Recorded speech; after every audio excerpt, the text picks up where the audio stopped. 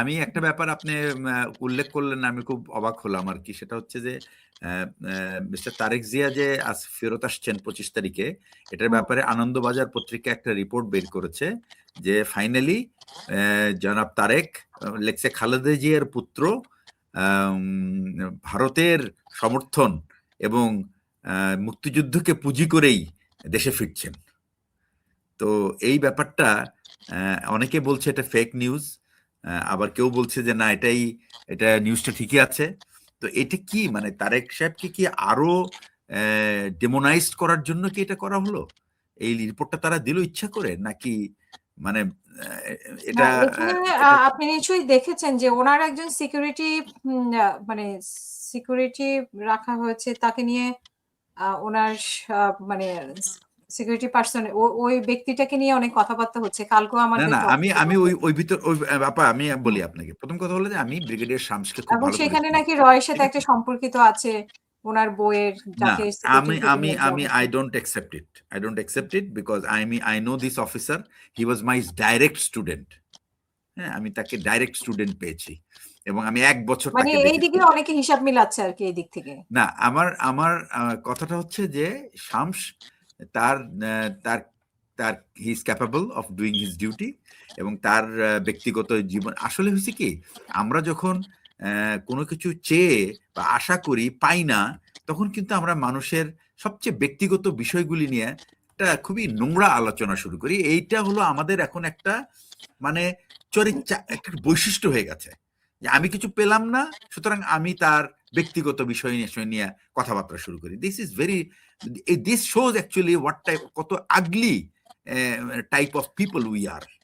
মানে আমরা একটা মানুষের ব্যক্তিগত লাইফ নিয়ে অহেতুক মানে প্রথম কথা, এটা সত্য হোক আর মিথ্যা হোক, ভাই এটা তো মুসলমান হলে তো মুসলমানের একটা ধর্ম যে আপনি যদি কারো কোনো দোষ জেনেও থাকেন, আল্লাহ বলেন যে তুমি এটা গোপন রাখো এবং তুমি দরকার হলে তাকে গোপনে বলো, তাহলে আল্লাহ তোমার দোষও গোপনে রেখে দিবেন বা জানাবেন না, অথবা তোমার বিচার দিনে তুমি এটা উল্লেখ করবেন না। তো এর মাধ্যমে কিন্তু একটা জিনিস খুবই স্পষ্ট বার্তা, সেটা হচ্ছে যে আমরা এতটাই নোংরা হয়ে গেছি জাতি হিসাবে।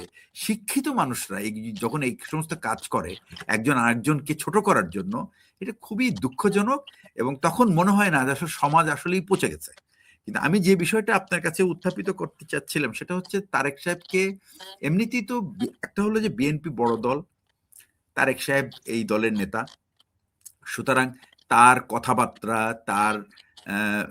তার এক্সপ্রেশন, তার প্রত্যেকটা বাক্যের ভিতরে কিন্তু অনেক কিছু মিনিং ক্যারি করার কথা এবং তার সম্বন্ধে অনেক দেখবেন মিডিয়া ঠিক লিখবে, কিছু মিডিয়া লিখবে অতিরঞ্জিত করবে, কিছু জিনিস সে বাঁকা করে লিখবে, এটা কিন্তু মিডিয়ার কাজ। বাট আমি যতটুকু জানি যে মিডিয়া মিডিয়ার ব্যাপারে একজন সেলিব্রিটি, যে সে রাজনৈতিক নেতা হোক আর যেই হোক, তার কাজ হলো you speak what you want to speak, not what the press want you to say. তো এই কথাটা যদি উনি মনে রেখে যদি কাজ করেন, আমার মনে হয় এই সমস্ত যে সমস্ত পয়েন্ট তার এগেনস্টে এসছে যে ভারতের সাথে উনি চুক্তি করছে বা কি করছে না করছে, সেটা তার আগামীর কর্মকে এই ব্যাপারটা আমার মনে হয় একটু আলোচনা করলে ভালো হতো। মোশাররফ সাহেব হয়তো এটার উপরে কোনো বক্তব্য দিতে পারতেন। সিদ্দিক, কিছু বলতে চাও? স্যার আমি একটু বলতে চাই স্যার। আপা, আমি কি 2 মিনিট বলতে পারি এটার উপরে? It's a burning issue.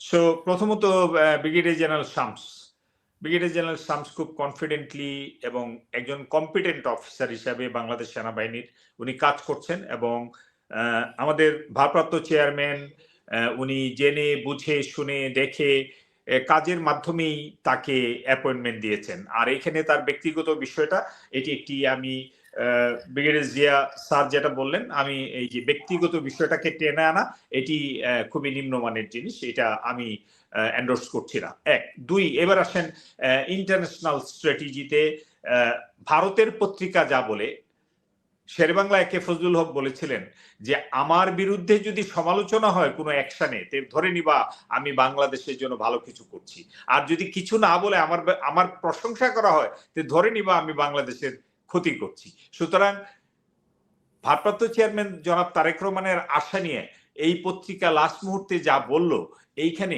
এই পুরো বিষয়টাকে আমরা ধরে নিচ্ছি যে এটা প্রপাগান্ডা। আর ভারত তার যথাযথ ওই 15 বছরের দুষ্কর্ম বা দুষ্টামির ফসল কিন্তু 5ই আগস্টে পেয়েছে। তারা কিছুই করতে পারে নাই, এই জনতা, এই জেনজিদের সামনে তারা কিচ্ছু করতে পারে নাই। ধারণা করা হয় এই 5 এবং 6, 7 এই 5 দিনে অন্তত 10 লক্ষ ভেঙে গেছে। সুতরাং মনে রাখতে হবে যে আমাদের নিজের পায়ে নিজেদের আমাদের দাঁড়াতে হবে। আমাদের বিএনপি অর্থাৎ বাংলাদেশ জাতীয়তাবাদী দল বিএনপি বাংলাদেশের জন্য সবচেয়ে বেশি ভালো।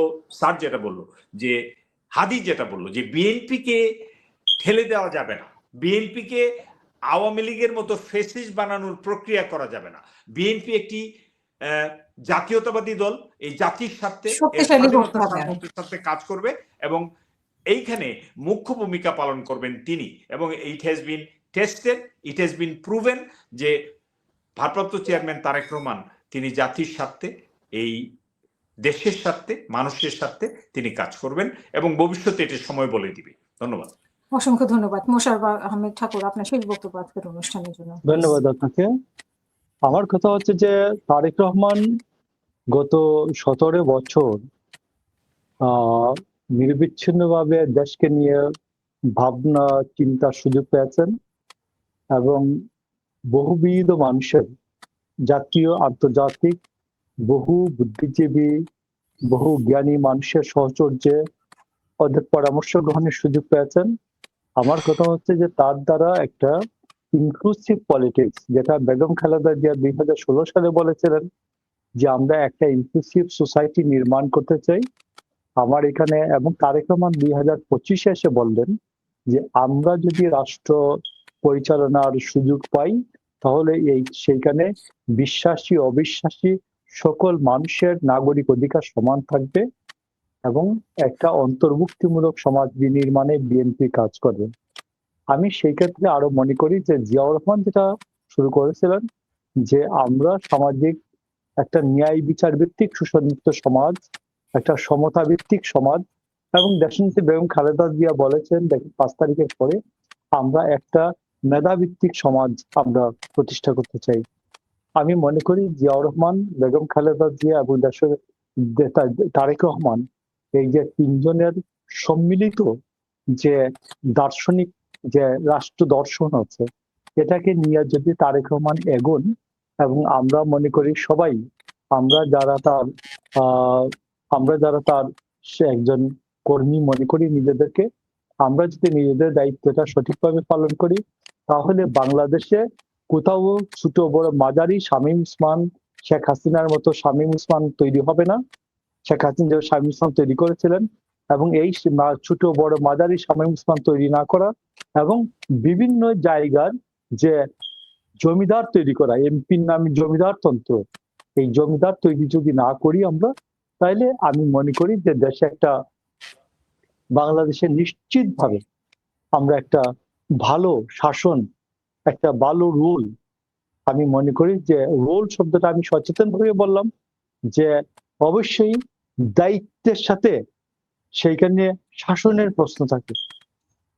সেইখানে শুধুমাত্র মন ভুলানোর কথা নয়, যেটা দায়িত্ব হবে, দায়িত্ব ডিউটি আমার যা যা নির্দেশ করবে, তারেক রহমান শহীদ রাষ্ট্রপতি জিয়াউর রহমান দেশনেত্রী বেগম খালেদা জিয়ার জ্যেষ্ঠ সন্তান হিসাবে এবং দেশের বৃহত্তম রাজনৈতিক দল এর নেতা হিসাবে বাংলাদেশে একটি সুশাসন প্রতিষ্ঠা করতে সক্ষম হবেন। আপনাকে ধন্যবাদ।